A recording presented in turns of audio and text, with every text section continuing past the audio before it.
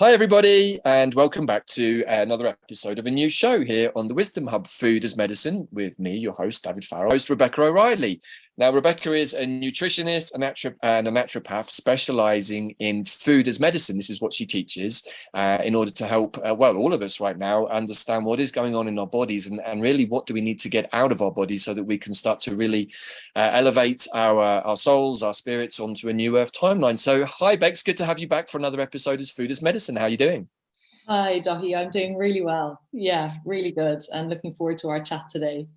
Good, great. So, following on from our last discussion, which many people found very illuminating and very helpful, we're going to be talking today about the 5 key ingredients of the heavy metal smoothie detox juice that you make, which is a big part of the detox routine that I did with you last year, which I found very, very useful, very beneficial.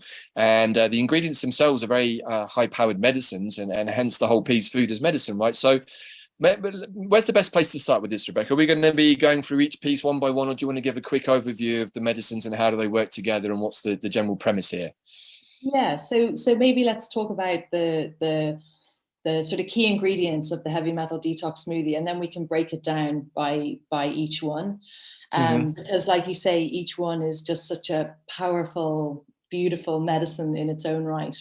Right. So the heavy metal detox smoothie, which is a protocol devised by Anthony William, medical medium, basically combines 5 ingredients together, which are wild blueberries, spirulina, barley grass juice powder, coriander, and Atlantic dulse seaweed. And the reason why these 5 are so effective together is because they basically work like a football team in the body. So if you can imagine, from the brain all the way down to the colon, where we sweep all the waste out, these 5 ingredients are working and communicating with each other to pick up heavy metals and pass them from one to the next until they're swept out of the body. And this is A bit really like a different. relay team almost. A little bit like a relay team, exactly, which is what makes them so powerful together. And this is very different from using something like chlorella, for example, which actually does have the capacity to pick up heavy metals, but then it drops them. It doesn't have the capacity to carry them all the way through out of the body. So if you're having something that picks up a heavy metal and then drops it, this can actually be more dangerous because it's dropping it into the bloodstream. So the body, like the way that the body works, is to take toxins and put them away in a safe place so that they're out of the way, out of the blood. So it hides them away in the organs, like deep in the liver, for example, or in the brain. But then when chlorella comes along and picks up a heavy metal and pulls it out into the bloodstream and drops it, then this is not very helpful because the blood is having to contend with it again. Right. Yeah, people So often say about using chlorella or other mechanisms, and I often struggle to remember what is the reason that we don't suggest chlorella as one of them, but that's a really important point, right? and this is one of them. Yeah, Yeah. absolutely. So for the purposes of removing heavy metals, it's not one of the strongest choices that we could make. Right. So let's talk a little bit more about each ingredient and why it's just so powerful. And maybe we'll start with wild blueberries because they, I think, are probably one of the most powerful foods that we have to work with on the planet at the moment. Mm-hmm. Um, they are, well, first and foremost, they are amazing at removing heavy metals from the brain in particular, but not only heavy metals, other poisons like herbicides and pesticides and radiation and other toxins, and in particular heavy metals from the brain, as I said. And wild blueberries are an incredible uh, can you stop the video for a sec? Sure. So let's talk about wild blueberries first and foremost, because I think they're one of the most powerful, potent foods that we have to work with on the planet at the moment. So Super first and delicious foremost, too, right? they are super delicious and very, very different to the cultivated blueberry. So wild blueberries Right. are much, much smaller, and Mm. they're dark. They're that very, very dark purple color all the way through. Whereas if you look at the cultivated blueberries that you buy in the supermarket, they're actually dark on the outside but have a white inside. And from a healing perspective, they're two completely different beasts. So the wild Wow. blueberries are the ones that have the very, very potent healing properties, and you won't get the same from the cultivated variety. So that's a really, really important point for people to take on board. And actually, just on that point, I know that only a few places in the world actually really produce wild blueberries, right? I think Maine in America and some of the Scandinavian countries. Is that correct? Yeah, so Canada also, Yeah. and yes, so Finland for sure, Sweden for sure, and I think probably some other parts, Norway potentially, and some other parts of Europe. So in terms of how we get them, the best way that we can get them here in the UK, for example, is that we buy them frozen, and they are available in health food shops. But we can also buy the powder as well. And actually that's just that will bring me on to a point in terms of talking about the kind of the indestructible essence of these berries. You know, they when they're sort of when they go through challenges, they come back stronger. So the Native Americans were the first to observe this. Actually, when there was wildfires, they noticed that the only plants to come back were the wild blueberry plants, and this was Right. different from other plants um, where the seeds would need to survive and then be replanted, whereas wild blueberries would just come back with a surge on their own in a really powerful way, stronger than they were before. Right. And what's interesting is that when we freeze wild blueberries, not only do they not lose their nutrition, but their nutrition actually enhances. So there's something around this survival piece with the wild blueberries. They have this incredible indestructible essence about them.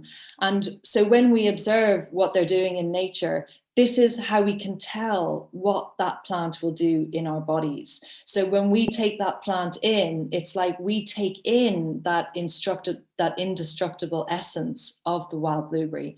And I just love that, because it really, you know, brings us back to looking at how the plant is growing, what's it doing in nature, and how does that translate into our bodies.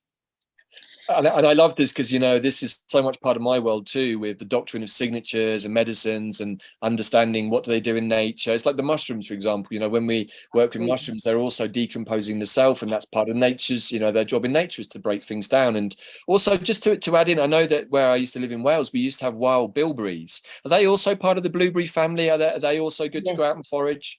So bilberries are blueberries. Of course, there's just different varieties of the wild blueberry. So, but bilberries, yes, wild bilberries are wild blueberries. They are ultimately the same thing. So amazing. So then we have them. I've never come across them here, but maybe we have them more than we think we do. So well, I can share from experience that in central Wales and many parts of Wales, we have wild bilberries growing up on the Hevered moorlands up on the hills. So they definitely grow. And also when I was in Iceland, I got to eat crowberries, which I think are something in the same family. And they literally were growing everywhere. I mean, just swathes of them growing all across the volcanic park. So I just wanted to add that in because sometimes, you know, we actually have the medicines on our own doorstep, but just in a slightly different format, which are also equally good, right? Absolutely. A slightly different variety, but that's, you know, they're just a different variety. That's the same. And that will again be different from the cultivated variety. You know, the wild bilberries will have those healing properties that we're looking for. So in our football team, in our five-a-side football team, where are the blueberries sitting? I've got a feeling they might be like the goalkeeper or something, but let's just see what have you got to say about them. I love that. The goalkeeper, yes, potentially, because their work really is in the brain mostly. They really target the heavy metals in the brain, pulling the heavy metals out of the brain, but also counteracting the heavy metals when they're in the brain or any part of the body can oxidize. And that oxidation process creates a leaking that can affect the surrounding cells. So the wild blueberries really mop up that leaching or leaking from heavy metal oxidation.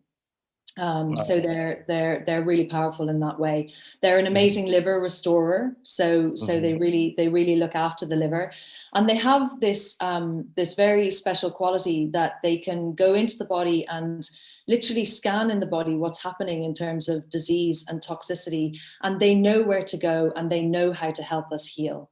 So they're a very very potent food. I mean, Anthony talks about them from the perspective of being the only food on the planet that contains the full power of the divine.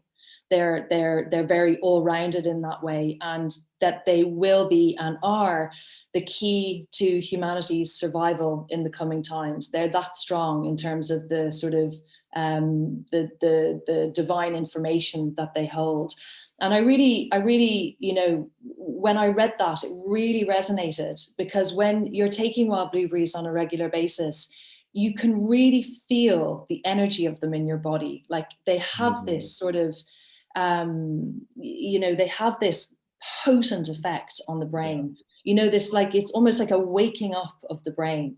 So they are the food for resurrection in a way. You know, people who've been through the unthinkable with emotional trauma or physical trauma, dealing with chronic conditions. These are the foods that you want to bring in, because these are the foods that help us to literally rise up through the ashes, you know.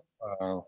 And I can vouch for that. You know, blueberries are one of my favorite food, and whenever I have blueberries in any format, you know, I just feel so good afterwards. And you know, again, I often think of all of these things like blueberries as being a fruit, but there is a tree and a bush that these things grow on, which is the plant being itself. And you know, again, we tend to think of food as food, but food as medicine with medicine beings behind it is not so different from plants as medicine. You know, so again, just for me, it's like, oh yeah, I got to remember that blueberries are a very powerful spirit being. Who knows where blueberry is from, but I'm assuming he's probably a very realized being somewhere in the universe. Absolutely. And I think that that's the energy that we can feel when we take these foods into the body. It's the energy of the being in the plant. You know, it's the consciousness of that plant that we're taking in ultimately.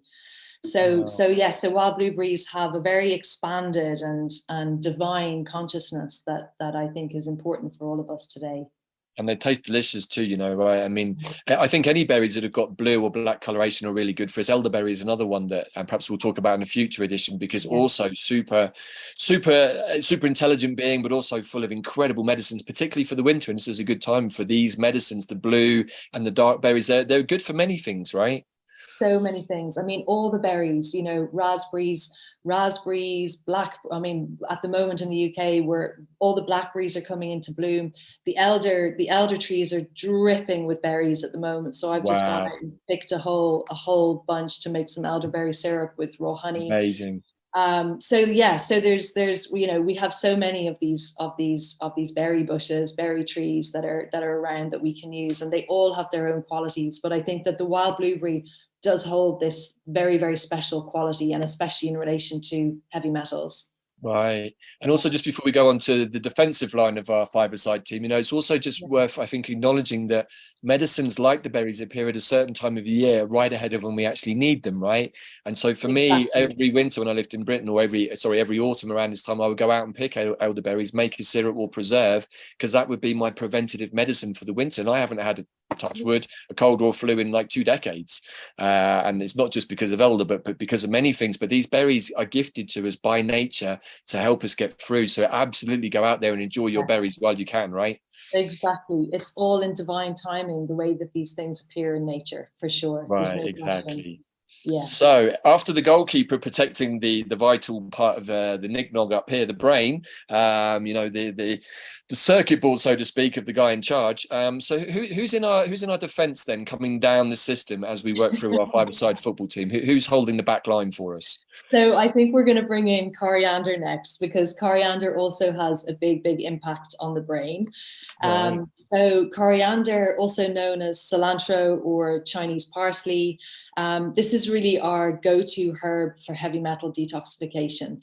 And the kind of magic in Coriander lies in its living stems and leaves, which contains this living water. And that living water is full of minerals like sodium, potassium, chloride, for example. But it's also full of phytochemicals. And those phytochemicals and the minerals form a kind of a package together, like a little surprise birthday package, if you like. And the brain hopefully a good one, right? hopefully a good one, yes, in this case definitely a good one. And the brain is like a magnet for mineral salts. So when we eat coriander, the brain sucks up the mineral salts from the living water of the coriander, and then it gets this kind of surprise of the phytochemicals as well. And it's that combined package of the phytochemicals and minerals that helps to pick up the heavy metals from the brain, but also again protects the brain from the heavy metal oxidation residue. So also I'm going to mention with coriander, because there are a percentage of people I work with and a percentage of people out there who you'll talk to who say, but I can't stand coriander. I just cannot bear the flavor of it.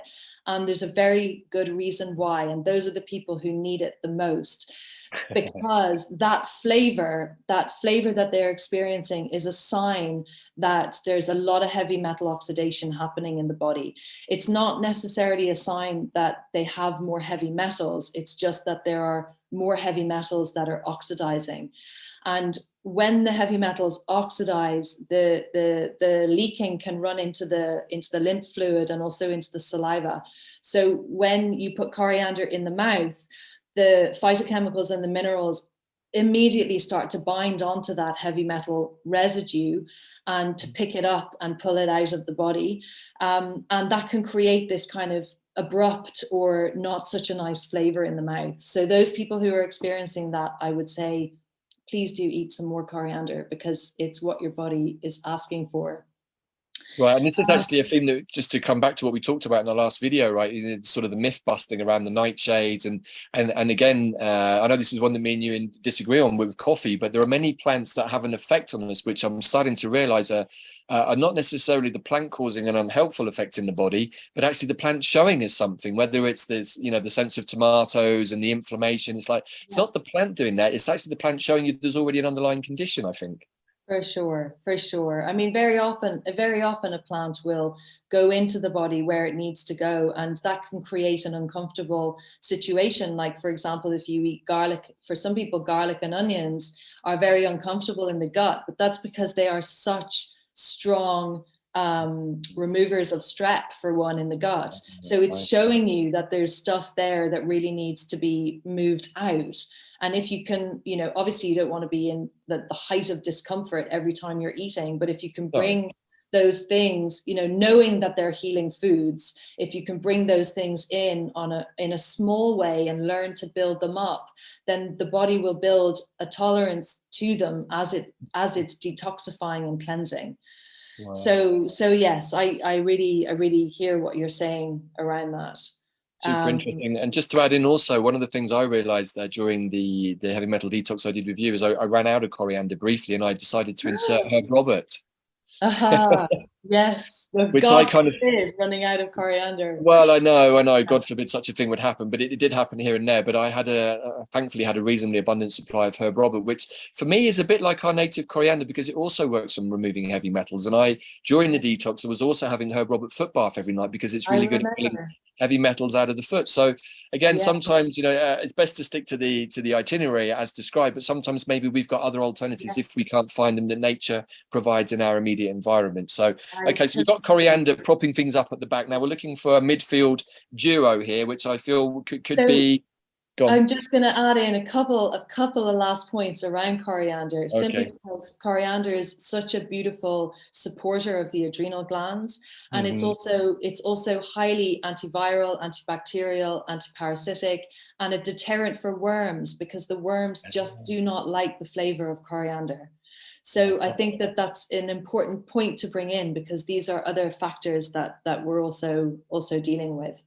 So it sounds like we've got a ball playing centre half who knows how to play the ball out from the back to his midfield pairing, who are then going to take us into a different part of the process. So who have we got holding the middle ground, Bex? So next we're going to go with Spirulina, Oh, spirulina, such a beautiful food that is said to be the most nutritionally complete of all the foods that exist. It's really a vitamin, mineral, and protein whole food, if you like.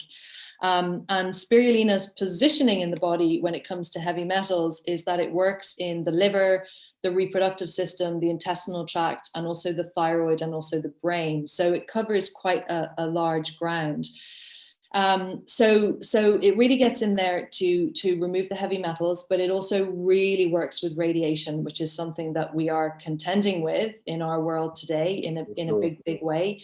Yeah. Radiation is definitely one of the big players in terms of toxins that we're having to contend with. So spirulina not only helps to remove the radiation from the body, it soaks it up, but spirulina is also super strengthening for the central nervous system. And right now we need to have a strong central nervous system. It's absolutely paramount because it's almost like the backbone of the body. When the central nervous system is strong, then it can cope with what is being thrown at it in a better way, in a more coherent way. So that's where spirulina sits on the heavy metal side of things. It's an amazing source of plant protein because it's so bioavailable. The body really knows how to deal with this protein. It knows how to absorb this protein in a way that is super effective. It's also, just say a couple of other points about it. It's also super rich in carotenoids, 10 times more so than carrots, which I think is a really, blows my mind. Well, maybe the carrots should have spirulinaroids in them instead then, rather. It seems like the naming has gone the wrong way around. The carrots have maybe upstaged the spirulina and decided to take center stage. It's somewhat pirate-like, I feel. But go on anyway, we're joshing here. Yeah, no, absolutely. We can rename it if we like, it's not a problem.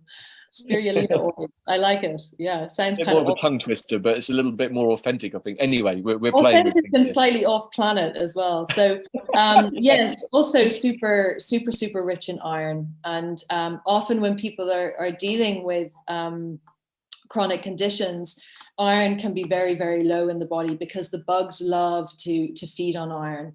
So spirulina is really a beautiful way of, because spirulina works to prevent the replication of bugs in the body.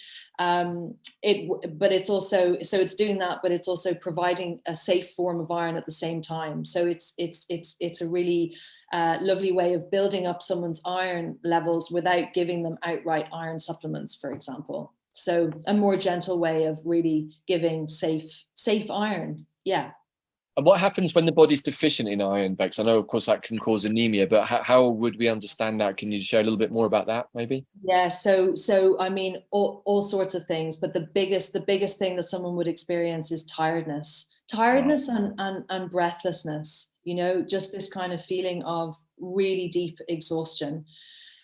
So those would be the two major factors that somebody would experiencing, and those two factors are very, very common when somebody is sick. So, and there can be all sorts of reasons for tiredness, but iron is a very, very common one. When someone gets their iron levels checked, it's often on the floor. Mine was for years.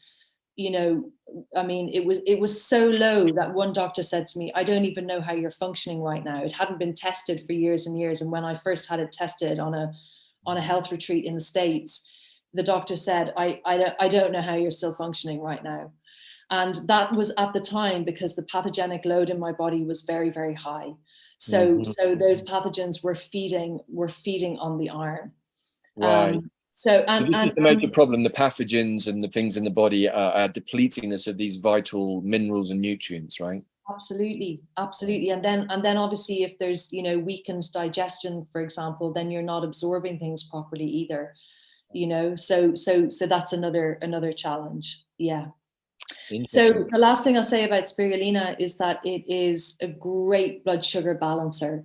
So it's a lovely way of, if you're having smoothies, for example, well, the heavy metal detox smoothie is number one, but if you're making other smoothies, you can always add spirulina in as a way to balance your blood sugar.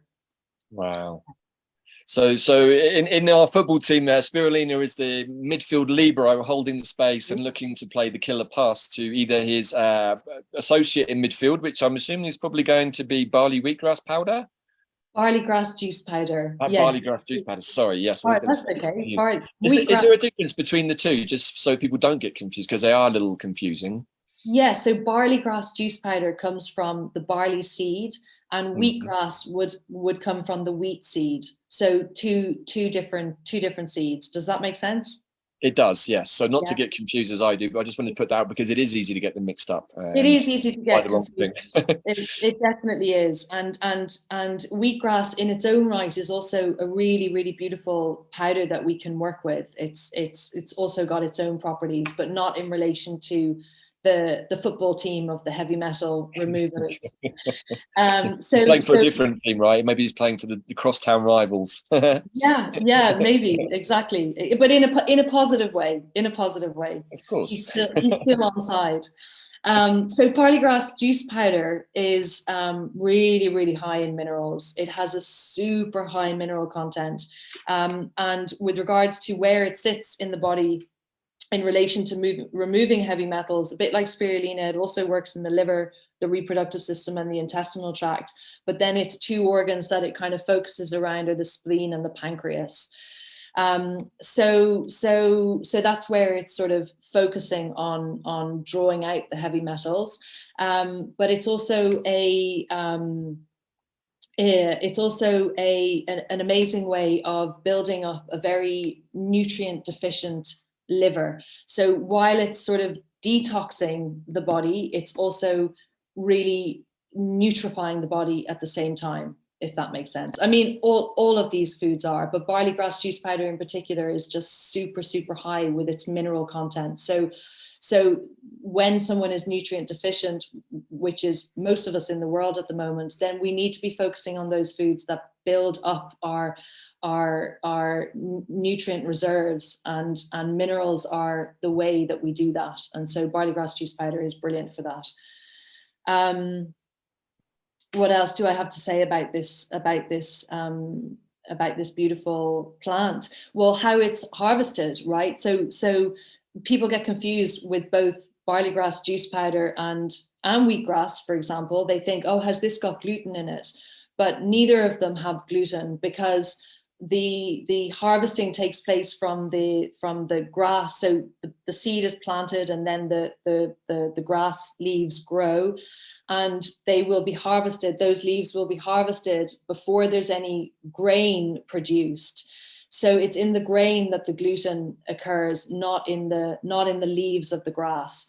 But it's really important to have barley grass juice powder as opposed to barley grass powder. So the barley grass powder still contains the cellulose of the plant, whereas the barley grass juice powder has been juiced and removes the cellulose, and you get a more concentrated form of the nutrients.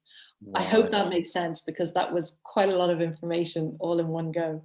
No, and to be honest, really, really useful, because I also wondered, like, why barley grass juice powder? Yeah. Why not barley grass powder? So, that was my next question. So thank you for preempting that one, because it is a little confusing if you're not used to being in this world of all of these things, and you're going out there for the first time, maybe to find them on the internet or the local health food store or wherever you're going to get them from. So thank you for clarifying that, because I know I got a little confused when I did the detox initially, and it's been a while since. So it feels to me like barley grass juice powder is our midfield stopper. He's kind of the guy that's difficult to get past, and he's the heavyweight guy in the middle. So alongside him, we have the spirulina, and these guys are supporting numero uno striker, who it seems to be is Dulce Atlantic Seaweed, which is sounds like he's been imported from across the waters somewhere as an international import, maybe big summer signing for our indoor five-a-side body football team. So tell us about Seaweed, Bex. Oh, the sea vegetables. Okay, so we're going to talk about about Dulce, which is one of the Atlantic sea vegetables.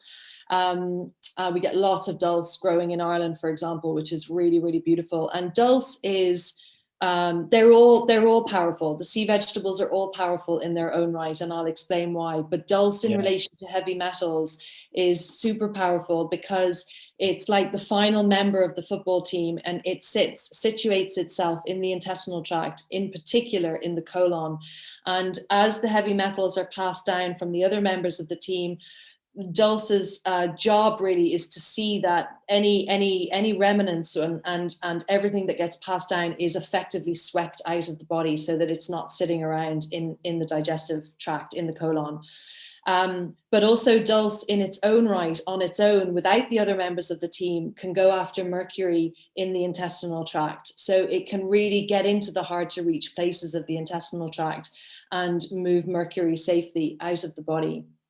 So really a very, very powerful, a powerful food that we can be working with. And the way in which sea vegetables work, which I just think is so, it's so miraculous. So basically when they're in the sea, one of their main jobs is to mop up the toxins, like the heavy metals, like the radiation, for example. And when they soak up those toxins, they render those toxins harmless. So they remove the destructive frequency of those toxins, and then they release those toxins back to the sea in a harmless state. So this is one of the reasons why it's so important that we look after our seaweeds, around our coastlines. It's absolutely critical that we have them there. And so when we take these seaweeds into the body, they act in a similar but slightly different way. So they mop up the toxins, but they render those toxins harmless, but they don't let them go because they're not in their natural environment. So they hold on to the toxins and remove them from the body. So the only thing that they're leaving behind in the body is the nutrients, which again, a bit like barley grass juice powder, there's so many minerals, there are so many nutrients in these sea vegetables. They're so packed with what we need to really work with deficiencies, which many of us are working with. So I just think that's super, super interesting. And a little bit like, I mean, each of these foods has their own essence, but sea vegetables have the essence of the ocean, right? And the essence of the ocean is a very grounding essence because it has this sort of saltiness, and salt does have this very, very grounding nature. So when we eat sea vegetables, they are super grounding. And I would say, along with potatoes, they're probably the most grounding foods that we have access to in the world. So very, very important in so many respects, and also for their iodine content. So right. Iodine acts like an antiseptic in the body. And especially, this is especially important in the thyroid, for example. So if the thyroid, for conditions like Hashimoto's, for example, then iodine, the content of seaweed, iodine and zinc work together as an antiseptic to ward off any bugs which are at the root cause of Hashimoto's thyroiditis. So we're talking about a viral condition here. So super interesting in terms of its sort of nutrient profile and what it can offer. And of course, iodine is also good for radiation too, right? So good for radiation. And really good point. I'm glad you brought that up, because the iodine will protect the body from radiation, especially the endocrine system. So we're talking about the adrenals, the thyroid, the parathyroid gland, the hypothalamus, the pineal gland, the pituitary. This whole endocrine system it's so important that we look after the endocrine system, because it can get hit very hard by radiation. And so yes, the sea vegetables are wonderful for this. So, to round off, we have a super striker who's transatlantic, effectively, that's been signed over the summer to score a lot of goals for us in the process of detoxifying our body. So we didn't plan the five-a-side football team. It's come through while we're talking. And of course, you know that I love football. So it's kind of tickled me to be able to play with that analogy. But in all seriousness, I think it's also a great way of just bringing it down to a level that we understand. It's just like these guys, this team are all helping us, and they've all got so many amazing gifts to offer. And of course, we're talking about them in the context of a detox smoothie for heavy metals, but each one is an amazing medicine and being in its own right. And of course, we can go out and make essences and other things with these medicines too. But I even have a friend who likes to go out and collect kelp from the beach, and then she has a bath with kelp, which she said is very, very magical, very sort of very mermaid, I think, but also another way of absorbing some of the benefits topically through the skin, right? Exactly. And again, super grounding, you know, so if you're feeling really ungrounded, having a bath with Epsom salts, for example, or having a bath with seaweed is an amazing way to ground. It's also really, really good for the skin. You know, you can use these seaweeds as a scrub for the skin, which is also really nice. So many ways that we can use these foods in magical ways, for sure. Right. And I'm glad you mentioned the Epsom salts, because that's often something I recommend to my clients to do after they've had clearings with me, because it's a way of keeping the system nice and sparkly and clean. And that's a full-time job right now, in all honesty. And that, you know, one of the reasons we wanted to talk about all these things today is because of the proliferation of pesticides, herbicides, but most of all heavy metals in our environment, and also how those heavy metals can conduct certain frequencies into our body that can have an emotional response on us if we've already got a plethora in the system already. And many of the things that we've talked about have also been attributed to things going on in our world right now. But from what we can see, many of these are underlying conditions that were way present before the last 2.5 years. So it's a big piece. And I think that the most important thing is, and this is why we wanted to share this, is that this is the time to really cleanse out the heavy metals from the body. And this smoothie is delicious. But I also just want to ask, what happens if you can't get all of the ingredients? What happens if one of your team is maybe, you know, away for the weekend or something? You know, what do we do then? Such a good question. So if you can't get all the ingredients, then work with the ones that you have, because working with the ones that you have will still have some effect. And then you can get the ones that you don't have when you can get them. So when I'm traveling, for example, I always bring my stick blender with me and the container that I can blend in, and I just carry my spirulina powder, my barley grass juice powder, my wild blueberry powder, and then I can get some coconut water and just mix those together. And if coriander is available, great. If it's not, then I leave it out. And obviously the dulce comes in flakes, so that's easy to travel with as well. You can add that in. And you know, with these foods, just to point out that you don't have to, the smoothie is really unbelievably delicious. So those ingredients get mixed together with bananas and orange. And you can add in a little bit of spinach or greens if you like on top of the coriander, and it makes for a really beautiful breakfast. But where was I going to go with that? What was I going to say? Oh yes. So what I was going to say was that if you didn't want to have the smoothie, but you still wanted to get those ingredients in your body, you can still have those ingredients over as long as it's within a 24-hour period. So you could have, for example, you could make some wild blueberry ice cream, for example, by just blending together wild blueberries and some raw honey with a bit of banana.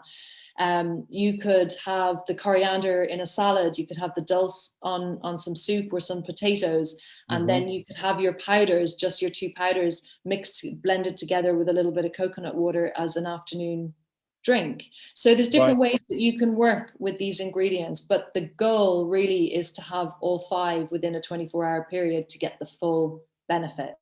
Right. Yeah, thank you for clearing that up, because you know, it's an interesting thing to think about. You know, you can even have coriander in a curry or something too, right? You know, there's many different ways you can coriander in. So how long should we do this for? I mean, obviously, can we do it every day if we can get the ingredients? Is that the general idea? And absolutely. I mean, when I first started working with this protocol, it had such a strong effect on my body. It really did. I really could feel the cleansing effect taking place.